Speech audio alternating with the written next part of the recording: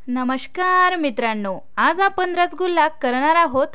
तर रसगुल्ला घरी करायचं म्हटलं की रसगुल्ला फुटून जातो किंवा व्यवस्थित होत नाही। त्यामुळे तुम्ही या पद्धतीने रसगुल्ला करून पहा, कधीच फुटणार नाही आणि अप्रतिम असा रसगुल्ला होऊन तयार होतो। चला तर मग रसगुल्ला करण्याकरिता सुरुवात करूया। सर्वात आधी दुधाला उकळी आणून घ्यायची आहेत। इथे मी 1 लिटर दूध वापरत आहे। त्यानंतर दूध आपल्याला फाडून घ्यायचं आहे। दूध फाडण्यासाठी मी लिंबाच्या रसाचा वापर करत आहे। कधी पण लिंबाच्या रसामध्ये पाणी ॲड करूनच लिंबाचे रस वापरायचे आहेत। तर लिंबाचे रस थोडे थोडे ॲड करून दुधाला फाडून घ्यायचं आहे। इथे तुम्ही बघू शकता दूध फाटायला सुरुवात झाली आहे आणि पाणी आणि छेना अलग होत आहे। या पद्धतीचं आपल्याला हवं आहे। तर इथे मी एक कापड घेतला आहे।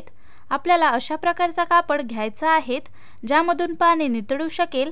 आता यामध्ये छेना टाकायचा आहे आणि त्यावरती थोडे थोडे पाणी टाकून छेनामधून लिंबाच्या रसाचा फ्लेवर काढून टाकायचा आहे आणि त्या कापडाला घट्ट अशी गाठ बांधून त्यावरती भारी वस्तू ठेवून ते 2 ते 3 तासांसाठी साईडला ठेवायचे आहेत। त्यामुळे त्यामधून पाणी नितळू शकेल। तर इथे 2 ते 3 तास झाले आहेत, पाणी सर्व नितळले आहेत। तर आता छेना घेऊन छेना मोकळा करून घ्यायचा आहे आणि छेन्याला तळ हाताने मळून घ्यायचा आहे। तुम्ही बघू शकता मी कशा पद्धतीने हे छेना मळत आहे। अशाच पद्धतीने सर्व छेना मळून घ्यायचा आहे आणि एकत्र करून घ्यायचा आहे। आता आपल्याला रसगुल्ले करून घ्यायचे आहेत। तुम्ही बघू शकता मी कशा पद्धतीने रसगुल्ले करत आहे। त्याच पद्धतीने तुम्हाला सुद्धा रसगुल्ले करून घ्यायचे आहे। इथं मी सर्व रसगुल्ले करून घेत आहे।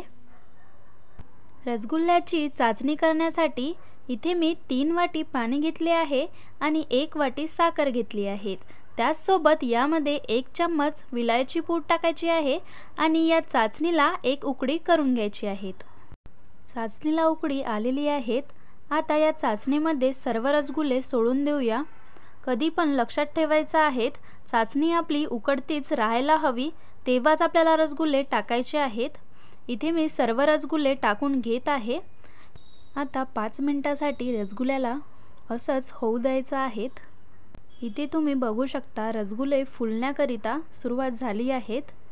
असेच आपल्याला हवे आहेत। तर 5 मिनिटांनंतर तुम्ही बघू शकता रसगुल्ले टम्म असे फुललेले आहेत आणि परफेक्ट असे झालेले आहेत। चला तर मग आता डिशमध्ये रसगुल्ले काढून घेऊया।